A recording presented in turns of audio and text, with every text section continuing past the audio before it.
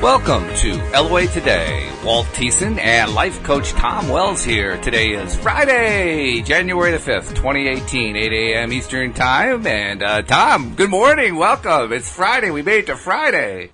Yeah, good morning, Walt. Looking forward to a good weekend. It's been a great week, so this should be a good show. Well, here on the Eastern Seaboard, we got off to a head start because here in Connecticut, most towns got about a foot of snow. I know closer to the Cape and Rhode Island, they got 1.5 feet.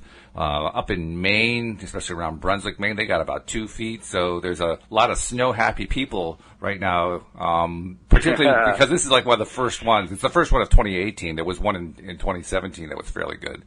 But wow. Yeah, the kids especially are loving this stuff. Yeah, we need to get one here in Colorado. We're just not getting snow, and I figure they're getting some in the high country, but it would sure be nice to have some down here in the Mile High City. Yeah, that's pretty unusual around there. I mean, you guys usually outpace us for snow, so this year we're like, we're returning the favor.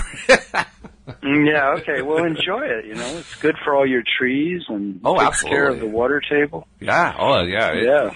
I mean, the only real problem, if you live, especially in Vermont or New Hampshire or even Maine, during the melt, that's what they call mud season.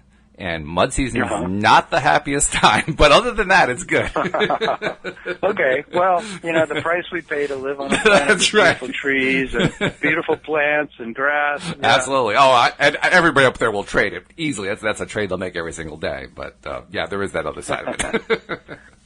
There is that other side, yeah. So, how about wins? Anything good going on this week? Anything that was really, a terrific win for you, or even just a mundane average? Like, oh, this is a good stuff going on. Well, I think one of the main wins was that I'm starting to write more blogs, and I'm finding that everything is, in terms of what the message I want to get out into the world, is starting to come together more. Oh, good. So I'm excited about bringing alive some energy inside myself that's been a little bit stagnant, and I feel like things are really moving around my house and everywhere in terms of getting rid of clutter, and I'm starting to just become more alive with living in the moment of joy. That's my big win for this week. A lot more joy. That's really good, especially I'm getting rid of clutter. There are so many people who have trouble with that, and I know perhaps not intimately, but I'm more aware of it than many, simply because my wife has a little sideline that she does during the off season. She has the gardening service during the regular gardening season, but in the off season for people who ask for it, she'll go in and organize a room or organize a garage or something like that.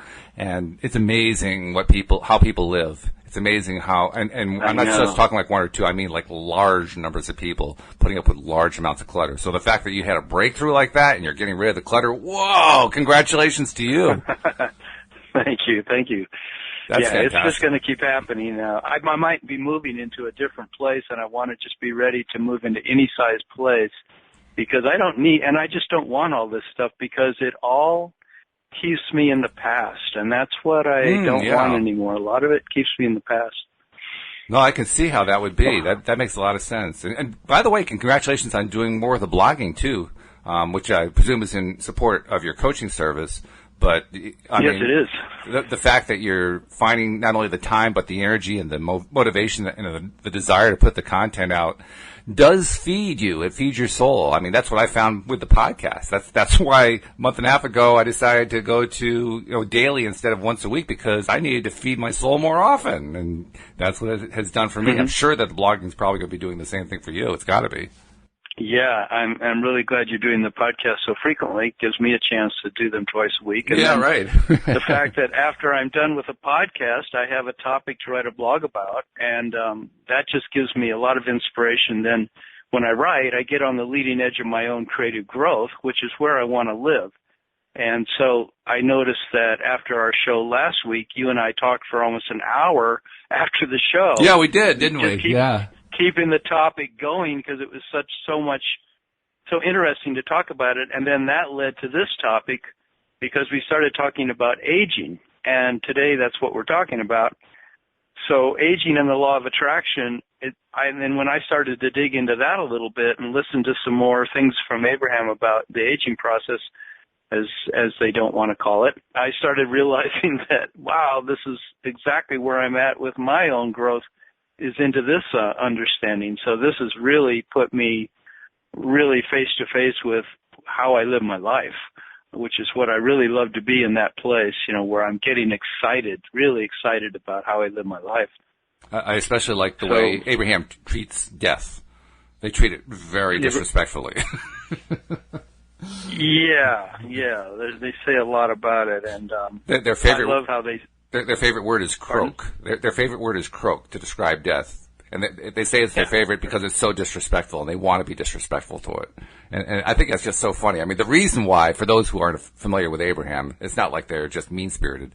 The reason they want to be disrespectful toward death is they want to shift the human perspective about what death is all about, and shift it away from agonizing pain and suffering and just being mournfully depressed and all this other stuff into, hey, it's just a transition. It's actually a very joyful transition. There's nothing to get all upset about. So that's why they treat it so disrespectfully. But I think it's funny they choose the word croak.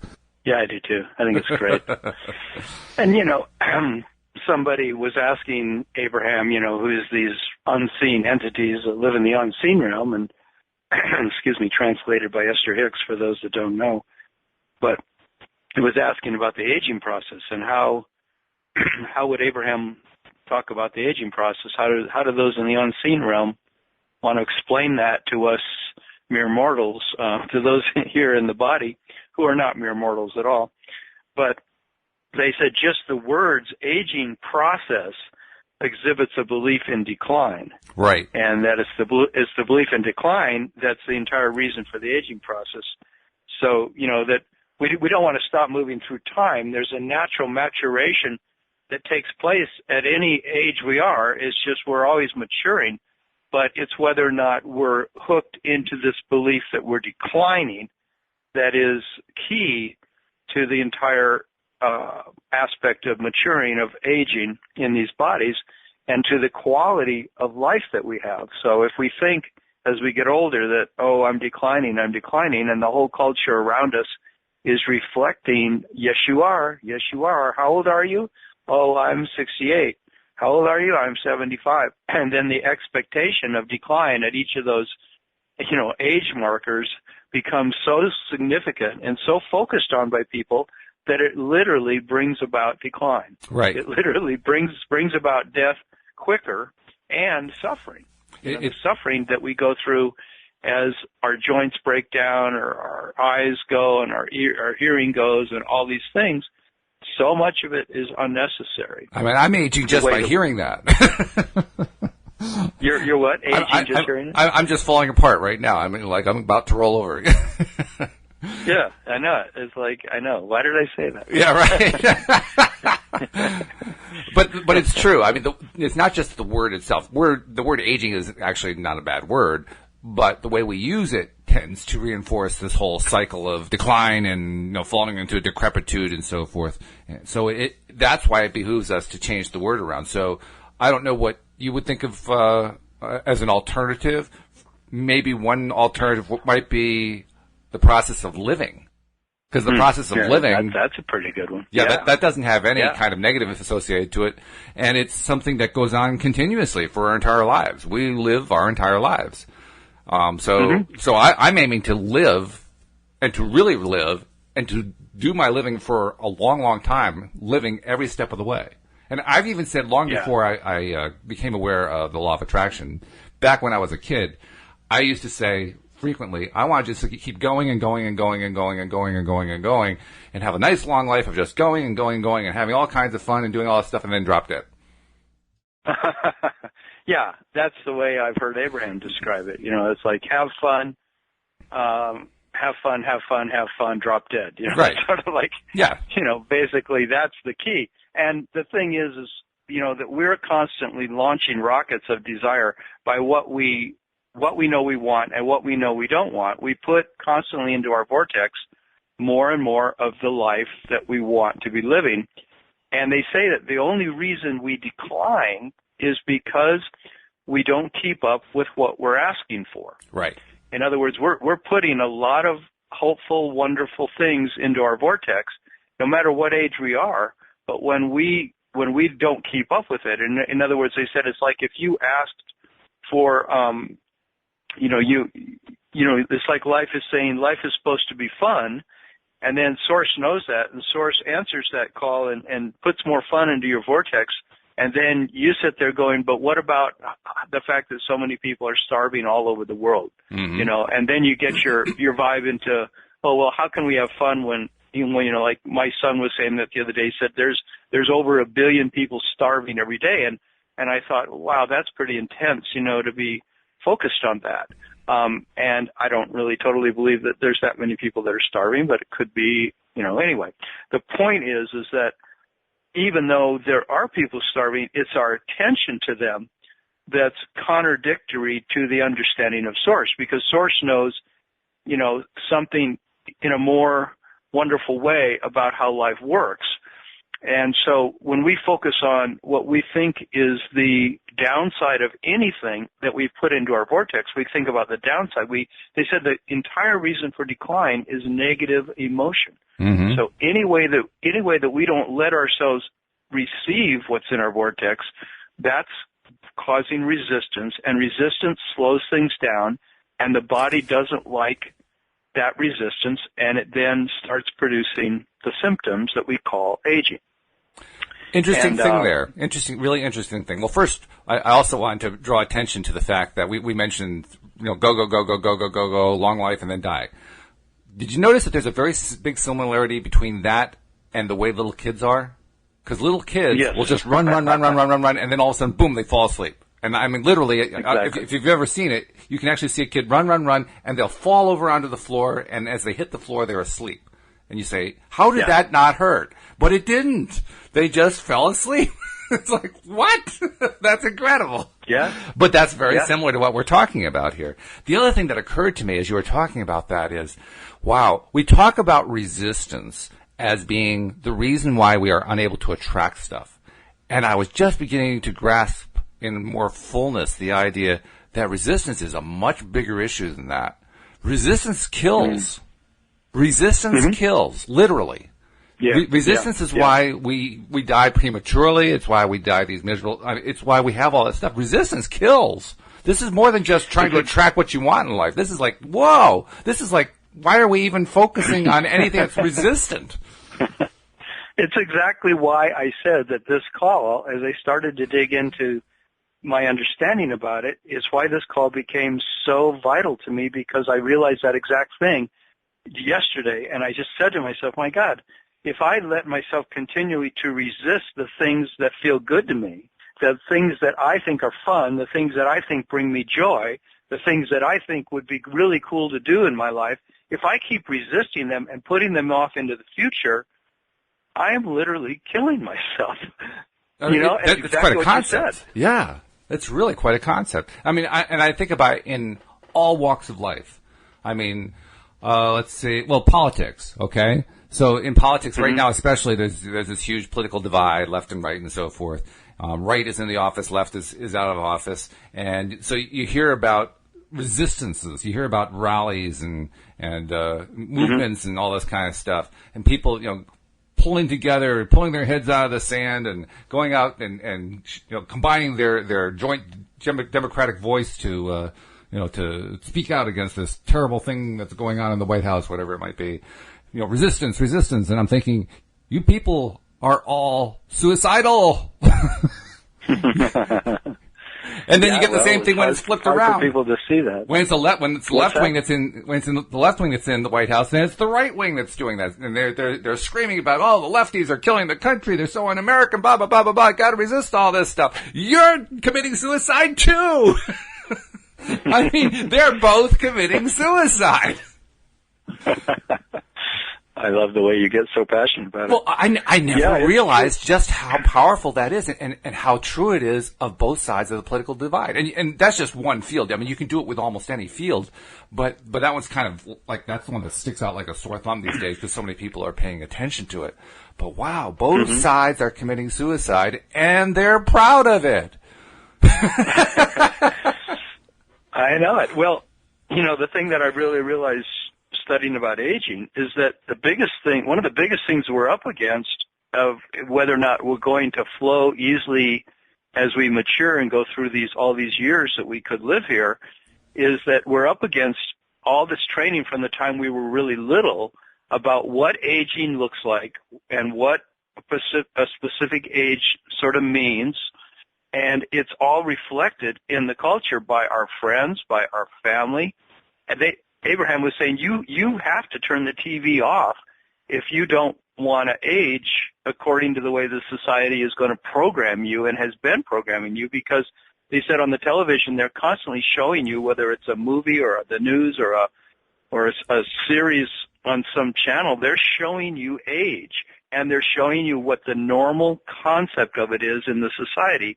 And they said if you buy into the normal ideas about aging, you will be right there along with everybody else.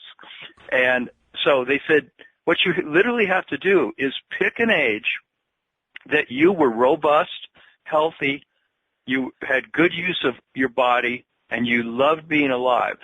And then you have to decide for yourself, I'm going to be that age. That's the age I'm going to be. And they said you can tell other people or not.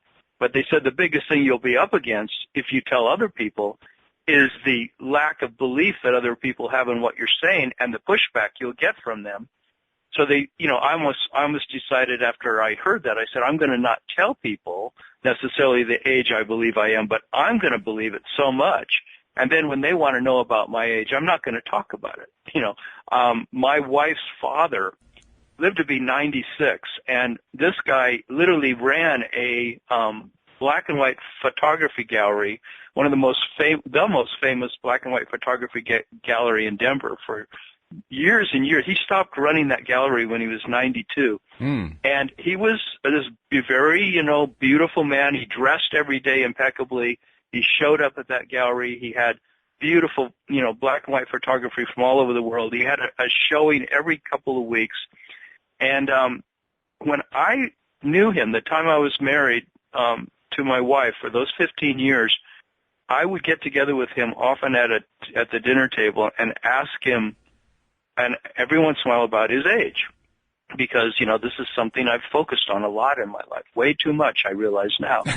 And he would never. He was hard of hearing, and so he would pretend like he didn't hear me, because he would hear me when I said other things to him, like tell me what it was like during World War II when you were with MacArthur in Iwo Jima, in the South Pacific, and he would launch into this whole wonderful story. But if I said, "So how old are you now, Hal?"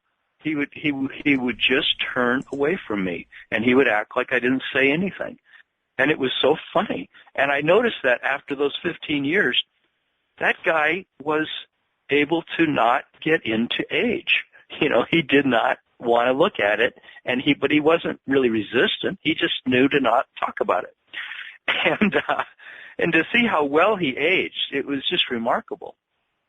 And so I'm realizing now that this is literally what Abraham is suggesting, is that we pick an age and we stick with that, and it's like that experiment you said that the psychologist, what was her name, Mary Langer? Ellen Langer, yeah. Did? Yeah. Helen Langer? Ellen.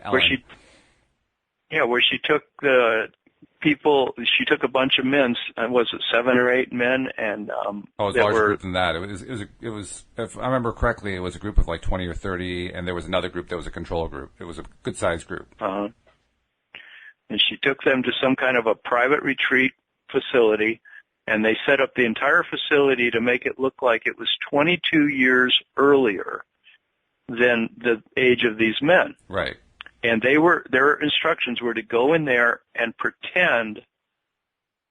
get completely into believing that you're back in that time, right, 22 years earlier. Yeah. So they set it up with all the television programs that were on back then, all the news that was on back then, the magazines that were popular back then. They filled the place with all the memorabilia and pictures and everything. And for an entire week, I think it was, the men acted as if they were living back in that time, as fully as they could, and they actually then measured them afterwards scientifically and found, I think you were telling me, the men had literally improved their eyesight. Right. The length of their fingers lengthened as arthritis went away in their joints. Their height increased as they lost all that inhibition in their joints, Mm-hmm. and they literally went out and played touch football. Yeah. At the end. Yep. Yeah. It was truly a remarkable thing. The only thing that bothers me is that the rest of the scientific community got on her case because she never published the study in a peer-reviewed journal, and so their thing was, well, you didn't give us a chance to criticize it, and my complaint about that is, well, she may not have given you a chance to criticize it, but you've had like 40 years to replicate it. No one's tried to replicate it.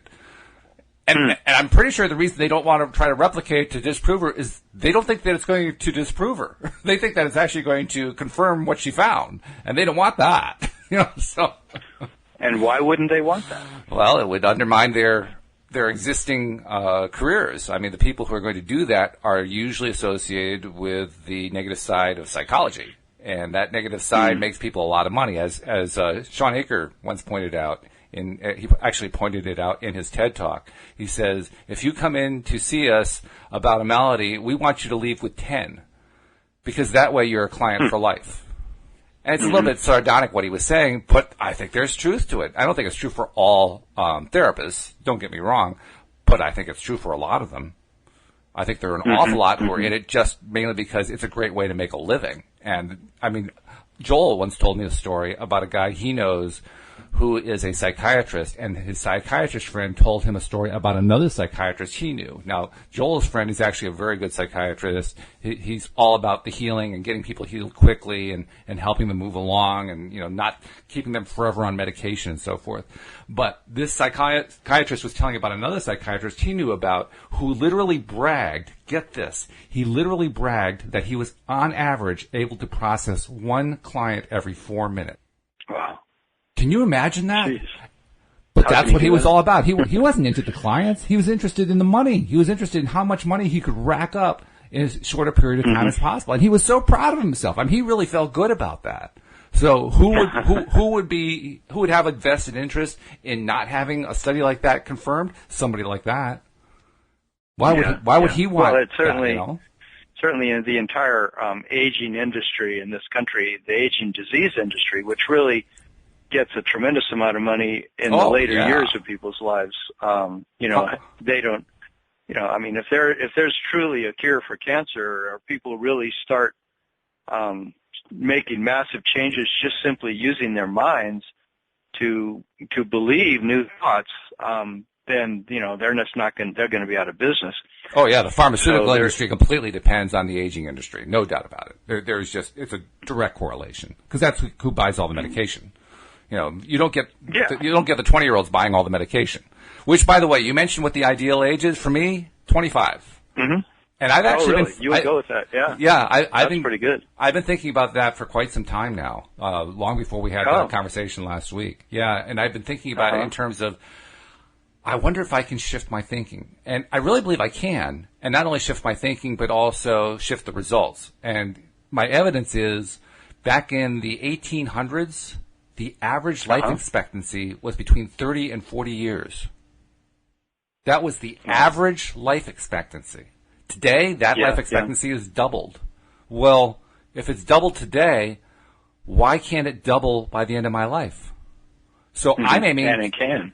So I'm aiming at 150 years. That would be about double what we have now, and perfectly healthy, feeling like a 25-year-old the entire time. That's great. That's great. Yeah, and the only thing we're up against is to truly be in the belief that, and like Abraham was saying, that we get a lot of pushback, or we can get pushback from people who say, or our own mind that says this is unreal, it's unrealistic, it's it's a dream, it's a fantasy, and that very thinking is the only thing that stands between us and it happening. Is our lack of ability to truly believe it. And that's why they say, you got to withdraw yourself from television and so many things, because you've got to be in a place where you can truly believe. I mean, even me, I have all this excitement about the fact that I can still dance so well, I can still hike so well, and I'm in my late 60s, and I have friends that won't even go on a dance floor. They couldn't even imagine dancing the way I do. Of course, they might have never danced that way their whole life. Well, that's because true. I do lots of spinning and twirling and amazing stuff, for my age, and I might look like a dork. I don't know. It's like but the guy. I don't care. It's like the guy who fell off his skis and broke a leg, and actually hurt his sternum and all that kind of stuff. And he ends up in the hospital, and the doctor says, "Well, we got you all patched up. I think you're going to be fine." And the guy says, "Well, will I ever be able to play the violin again?"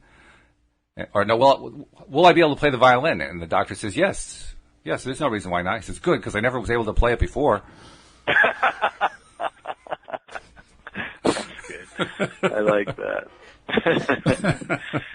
Yeah. Well, that's true too. The fact that you can literally reverse, like those men did, like they literally got rid of arthritis in their joints, and they literally increased their height and their hearing and their eyesight. I mean, you were saying to me that, how rare it is to change your eyesight. Oh yeah. Because what is it? Ophthalmology is so quick to say that once the shape of your eye has changed, it can never change again. And these guys were proving the opposite of that. Oh yeah. If anybody who's ever gone to a regular eye appointment, and by the way, I have plenty of reason to keep going to eye appointments, and I go about once every 10 years. And the reason I have is I have macular degeneration in my left eye. I'm literally blind in my left eye. And when you have it in your left eye, there's two variations. There's one called dry, the other called wet, which basically means blood.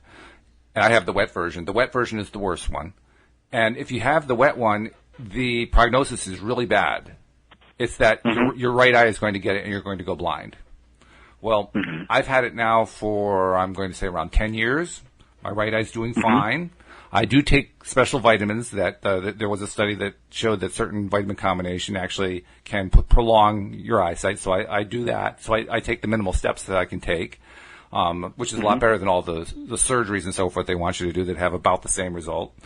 But mainly, I've been working on getting my attitude up and getting, believing differently from what they teach you. Because if you go for those eye appointments, every year they talk about, well, oh yeah, your prescription changed, but that's normal.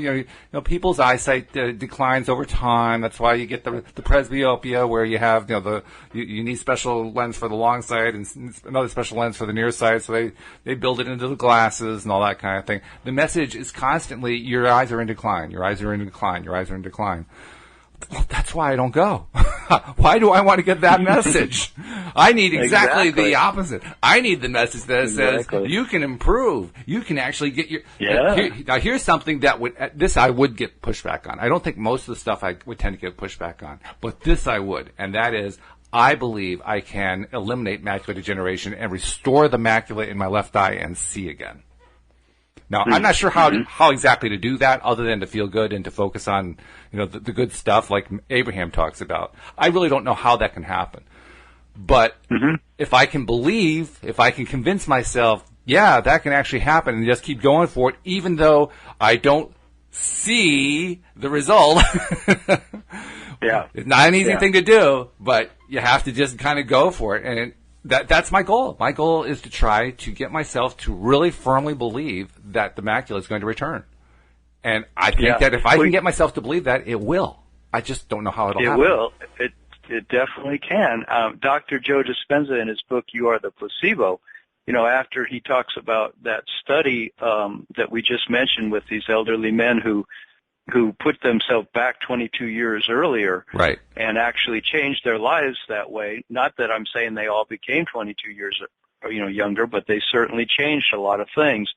And he says that the reason this is possible, according to his scientific analysis, is because of epigenetics, which basically says it's the science, I guess, of the fact that we can make environmental changes that'll change our genetic structure, and that DNA in our bodies, as of course our whole body, is a constantly transforming organism. Abraham said that there's nothing easier to change than your body. Isn't that wild? There's nothing easier to change than your body. And when you think about what we talked about last week, the fact that the body consists of 70 trillion cells, with 25 trillion new cells being created every several seconds, and every cell performing up to 6 trillion functions, then the thing that I keep thinking about the body is that it's sort of like a magic machine. Imagine a magic machine in a science fiction book or a science fiction film, a machine that has 70 trillion moving parts that are transforming every several seconds by adding 25 trillion new ones and 25 trillion old ones going away, and that each tiny microscopic part of it, each one of those 70 trillion things, is performing up to 6 trillion functions a second. Aren't we talking about magic? I mean, in the realm of like incomprehension, it's incomprehensible for us. And so it's no wonder that the body can transform when we believe that it can, you know? And I'm not saying we should sit here and tell everybody that, you know, that they are this eternal being, but yeah, you know, I mean, we do go through a maturation process, and nothing comes here in the physical form that just to live forever. Everything is constantly transforming.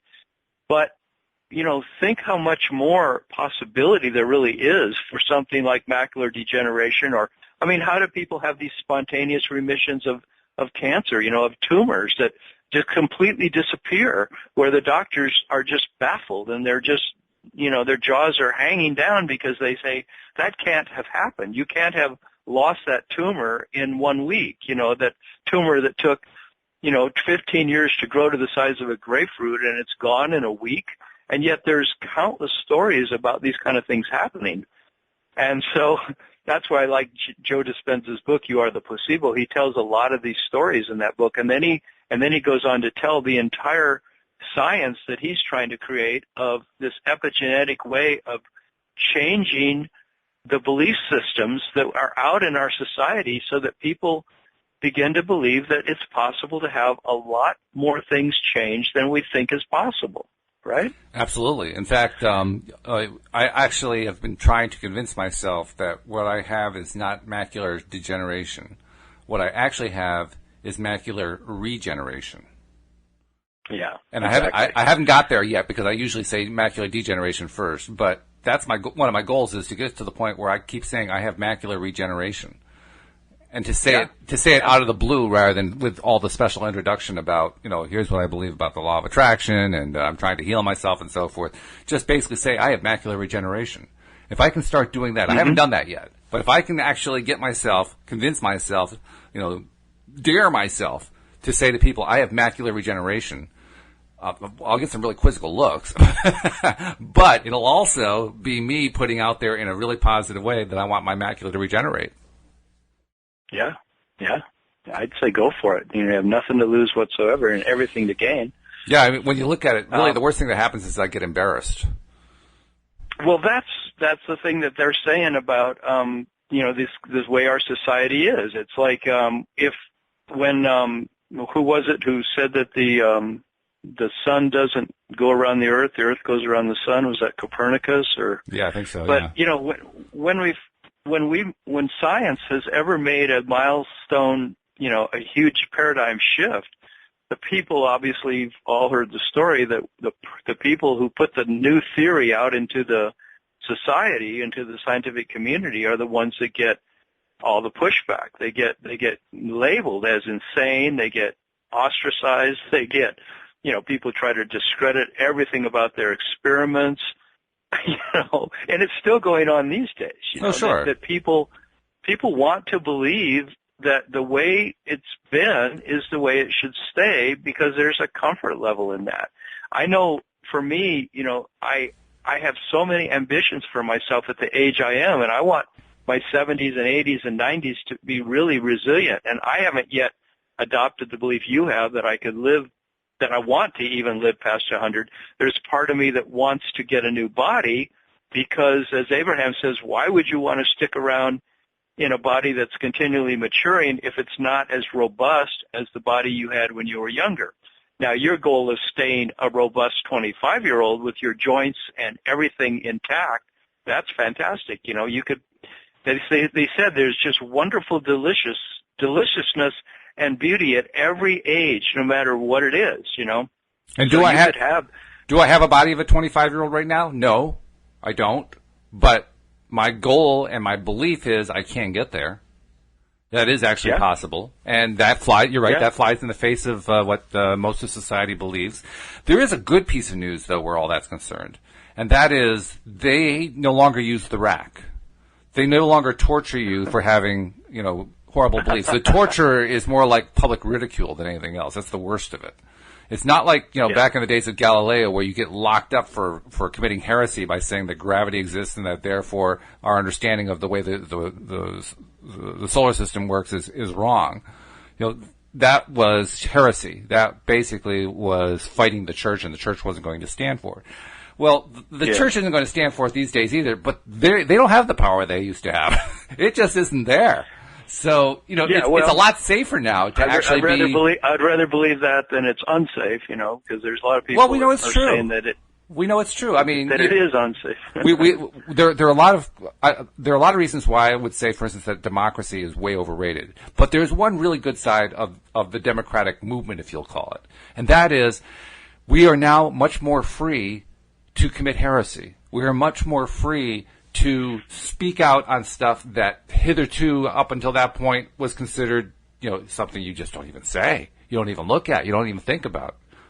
I'll give you an example. I'm heterosexually straight, but for somebody who's gay, up until as recently as 10 years ago, being gay was, you're just setting yourself up for all kinds of terrible stuff. 30 years ago, we've seen the documentation of what has happened with the gay movement and the gay pride movement and so forth, and how so many people were really treated really, really badly. Look how that's shifted. That was impossible. That was literally impossible 100 years ago. No way anyone could conceive of that. I mean, you can see it in talk about TV series. There's the Downton Abbey series. One of the key characters, an under butler, Thomas Barrow, is gay. And he ends up being a pretty horrible character because he has no way to handle his sexuality in a positive manner. And so he turns into this really nasty kind of person who's constantly undermining people and all that kind of stuff. I mean, what kind of hope did somebody who was like that have in 1920? None. 100 years later, all of a sudden, the whole thing has shifted. So it's pretty clear we live in a time where you're very unlikely to be burned at the stake. It just doesn't happen anymore. Right, and thanks to the leveling function of billions of cell phones to take pictures of everything that's happening and report it to other people, plus the Internet to make it possible to disseminate that information instantaneously around the world, as long as those things stay as intact as they are, then there is huge leveling force to those that would want to. Say, for example, the pharmaceutical industry wanted to protect its ability to continue to put out drugs, and yet people were saying that you could change your health with using your mind, and you could change your health by being happier and being more joyful. Well, it's happening. Then wouldn't they want to stop that movement of joy? But sure. They're not going to stop the movement of people being joyful. No. I'm sorry. Doesn't work. It's already ingrained in the society, and all it takes is word of mouth to say, like we're doing on this radio show, is just to say, how about being happier? How about being happier? How about having more fun? How about keeping up to pace with everything you're putting in your vortex? Exactly. And that'll keep you younger, Oh, yeah. How about accepting the fact that you're an infinite being and that it's literally okay that your body recycles, because you're going to come back in a much more frisky, exciting body. They were talking about how when animals die in the wild, that they literally, like you said, you don't see an old wolf in a wolf pack. And why don't you? Because the wolves know they're connected to source, just like all the animals are. And they know that when they get to a certain point where they're no longer feeling that frisky, robust ability to just hunt and run and play, then they just go off and lay down in the forest somewhere, and they literally close their eyes and go back to source. Yeah, they transition. And they said, they transition. And they said humans hang on so hard because they think that it's so important to stay in this particular body, but in reality, it's really fine to move on to another body. And that's also an option that's always available to us. Oh, absolutely. So sort of like a combination. Stay here as long as it's fun. Stay here as long as it's really interesting and exciting to be here. And when it's no longer interesting and exciting and you think it might be fun to go explore in the unseen realm, you can leave your body and go explore in the unseen realm. You want to hear something mind-blowing? Yeah. Here's a mind-blowing concept for you. The pharmaceutical industry are dinosaurs. They're already extinct. They just don't know it. Seriously, that's literally where it has to go. Oh, I would like that to be totally true. I think it is. I think it is. I mean, we are on the leading edge of the leading edge by talking about the stuff that we talk about on this program. It's one of the reasons we are able to give people their daily dose of happy. But even though we're on the leading edge, that doesn't mean that's it. That the leading edge and then it's done. The leading edge means that everything else is going to be going this way. Everything else is going to move this way. So it's just a matter of time. It's just a matter of time before the pharmaceutical influence just disappears, because more and more people are going to discover their own innate built-in power that they had all along. They just didn't know it, and they're going to learn how to use it. And as they learn to use it, that means every step of the way that the pharmaceuticals lose more and more ground until finally they lose their market. And that's going to be a great thing. More and more people realize that symptoms are under their control. You know, like the huge movement of the natural foods industry and the natural medicine industry, the alternative, healing modalities that are out there are becoming so prevalent and so widespread that simply word of mouth alone and the use of the internet, people realize there are other alternatives. And even the pharmaceutical industry is trying to get their hands on and the proprietary use of plants, like realizing that plants have these amazing capabilities, but yet the world of plants is a world of ease. It's a world of natural methods of achieving health. And so if they start using more and more plants and their remedies, they're going to be putting into the population more and more ability for people to control their own health and to realize the gentle effects of using plant medicine. Mm-hmm. Yeah. In fact, so it's all going that way, like you said. I mean, it's inevitable that it will. Oh, I think so. Absolutely. And in fact, what you were just talking about, the natural food movement and so forth. You walk into a Whole Foods store, right? Because they're all over the country, so most people know about Whole Foods. You walk into a Whole Foods store, and you get two kinds of things going on there. One is you see stuff that basically promotes the idea that whole foods are healthier foods, that the natural foods are healthier, and that they improve your health, they improve your longevity, they improve the quality of life and so forth. And then on the other hand, usually closer to the checkout counter, you get the other stuff that talks about how we've got to save the planet and all these terrible things are happening. It's kind of like the lefty viewpoint, of the political realm. And it always strikes me that's really an interesting thing going on there, because on the one hand, the first part is the part that you and I talk about. It's the positive part. It's the part that says, here's the direction to go in. And on the other side of it, you've got all the resistance that they're putting up. So they're putting out the good stuff, and they're putting up the resistance. And it strikes me, isn't that like what most of us are doing as we're trying to learn the law of attraction? We're doing both. We're putting up the resistance, and we're reaching out for the good stuff at the same time, and we're trying to learn how to let go of the resistance and do more of the good stuff. That's what I see when I walk into Whole Foods. I see an entity, I see a corporate entity that's trying to put out the good stuff, but they're still locked into the resistance. It's funny. That's so true. Yeah.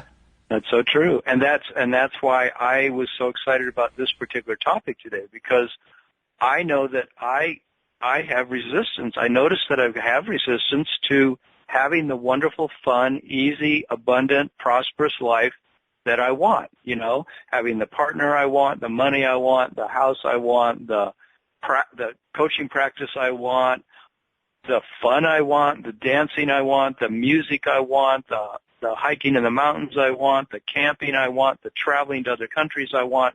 All of that is in my vortex, and for me to let it all in, that's the thing. That's where I see why would I be resistant to any of that?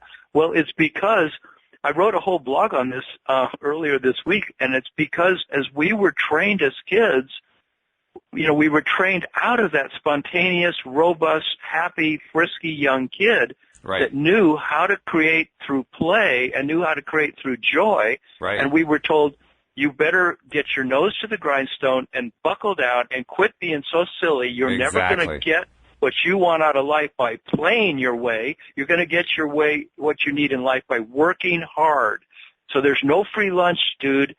Basically, forget about, you can go out for 15 minutes for recess, but you got to be in that chair writing and doing arithmetic and producing results that our society will say, those are results we value, And that's the greatest lie. That right there, that is the greatest lie of the 20th century and carrying into the 21st century. The idea of the nose of the grindstone. And I know it personally from my own experience because I did exactly what I was taught to do, just what you described. And I first went to work with other companies and, I went from job to job because I didn't find anything that I really loved doing, so I couldn't stick with it for more than 4 or 5 years at a time. But I eventually got to the point where I went out on my own and, took the plunge, so to speak, to become a self-employed person. And even there, I was nose to the grindstone. I was working hard and so forth. And you know where I got? Mm-hmm.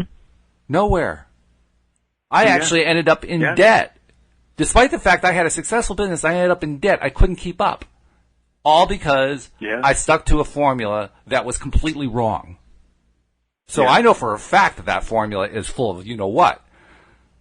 Yeah, I totally know it's for the fact too, and I'm even seeing, like, when I look around at the 400 or 500 books I have in my house, and I've given away probably 600 in the last 10 years, but I've still got 400 or 500, and yet every one of those books and all the files I have, they all represent my making effort to have the life I want. If I read this, if I take this course, if I study this, if I practice, if I learn how to be really good at this and really good at that, I will have the life I want.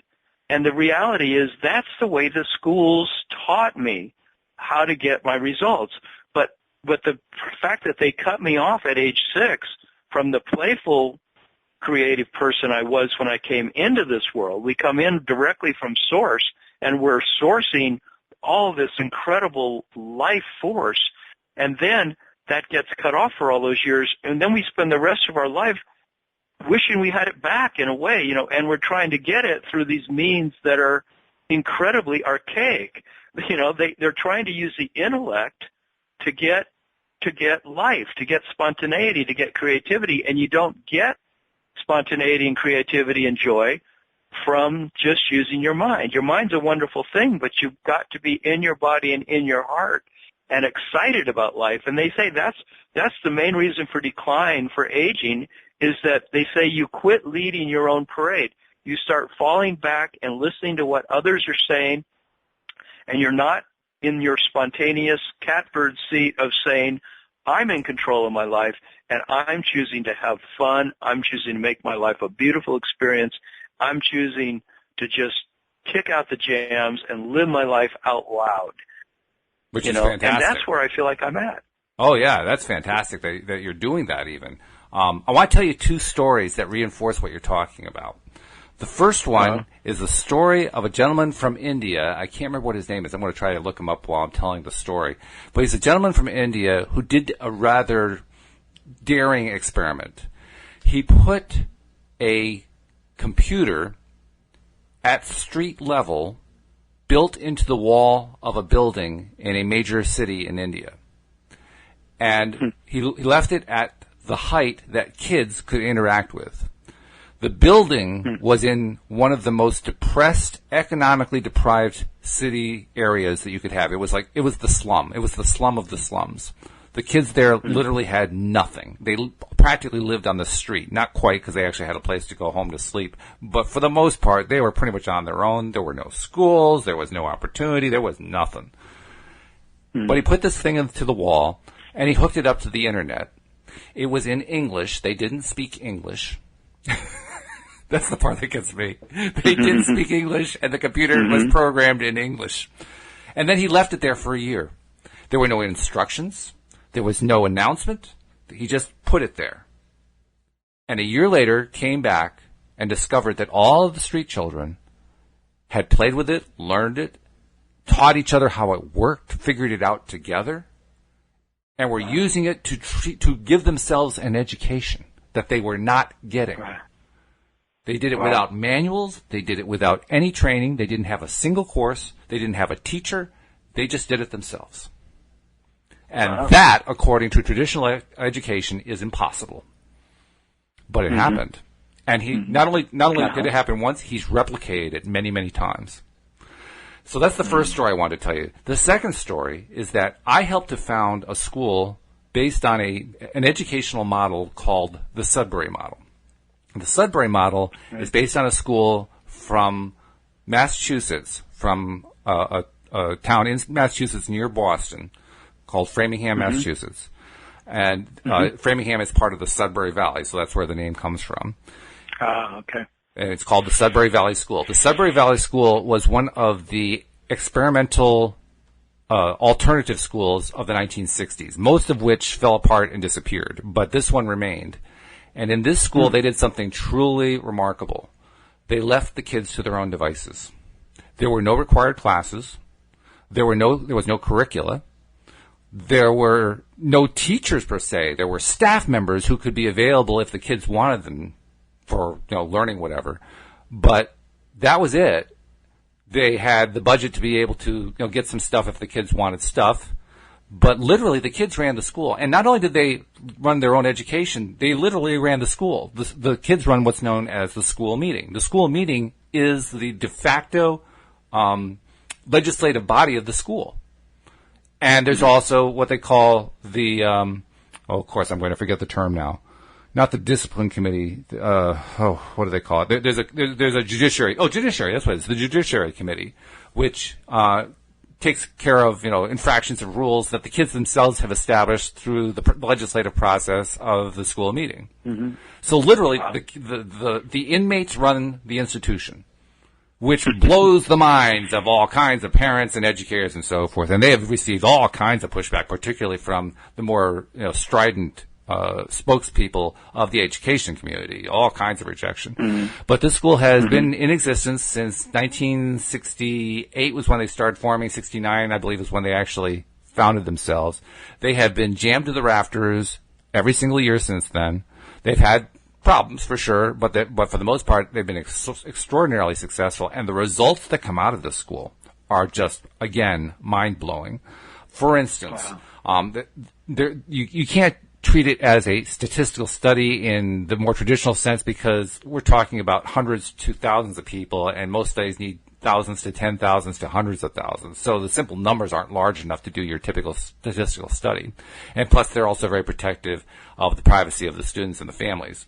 But nevertheless, there are some statistics that have come out. They actually have published a book that published a number of years ago that talked about some of the statistics that they were able to compile based on their experience over a 35-year period, something like that, at that point. One of the things that I was able to glean by reading that book and comparing it to other traditional educational statistics is that kids coming through that system are 3 times more likely to be not only entrepreneurs, but successful entrepreneurs. They are, I don't remember what the exact numbers are. Kids coming out of high school are, I think it's something like 50 to 60% of them don't know what they want to do with their lives on graduation day. Whereas the kids coming out of the Sudbury School, close to 90% know exactly what they want to do. Yeah. And then the really mind-blowing part, everybody believes that for their kids have to get the credentials. They got to get the high school diploma, then they have to go get the college degree. And these days, there's even more pressure to go get the advanced college degree, right? The master's or the PhD. And you have to have those credentials if you want to get good work, if you want to get a good paying job and so forth, right? Well, these kids go through and there's no credential at the end. They don't have all the credentials that you normally use in order to get into college. So you would naturally conclude they can't get into college, right? Yeah. And you'd be wrong. You'd be absolutely wrong.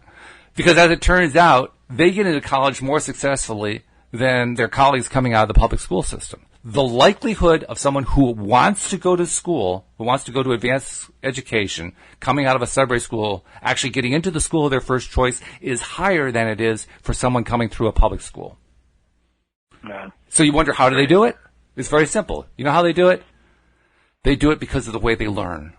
When you're in that environment, you learn because you want to learn, not because you've been placed in a classroom and instructed you're going to study this and then you're going to study that for another 45 minutes and this for another 45 minutes.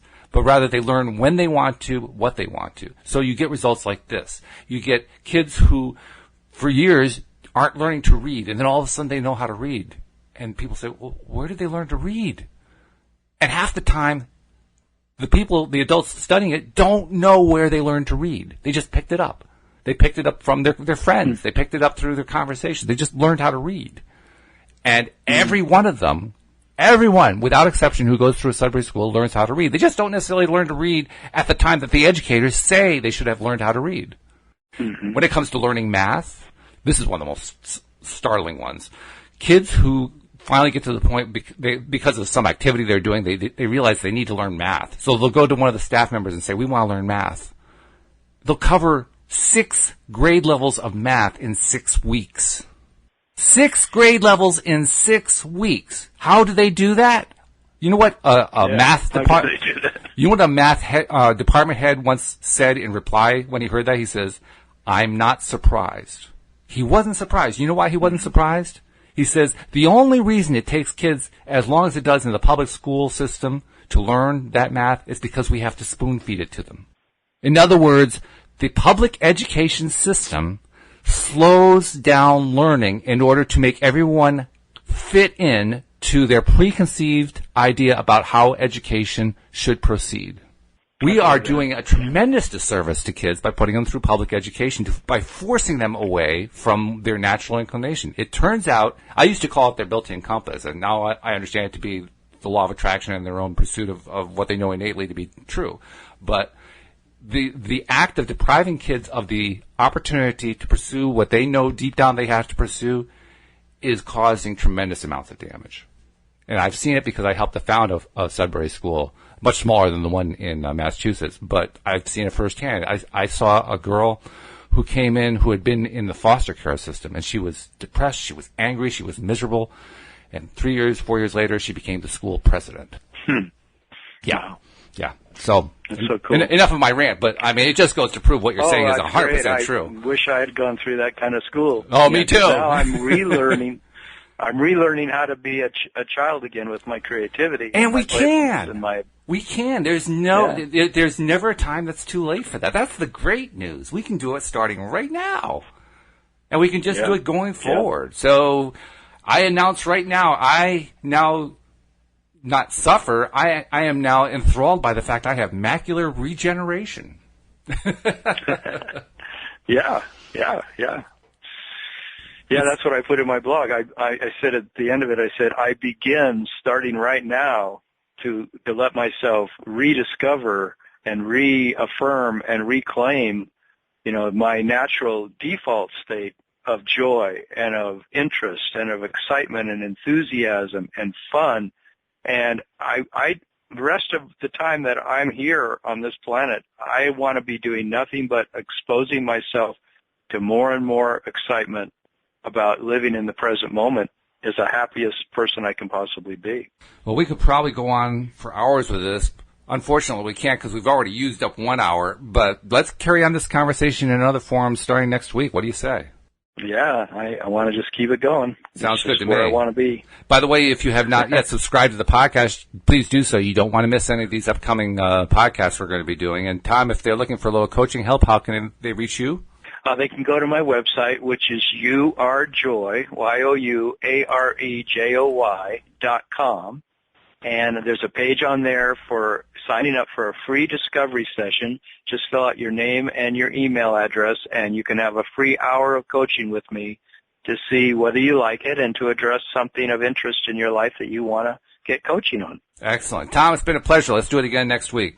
You definitely, for sure, Walt. Thanks so much for putting the show on. We'll see you all again next week here on LOA Today. Goodbye, everybody.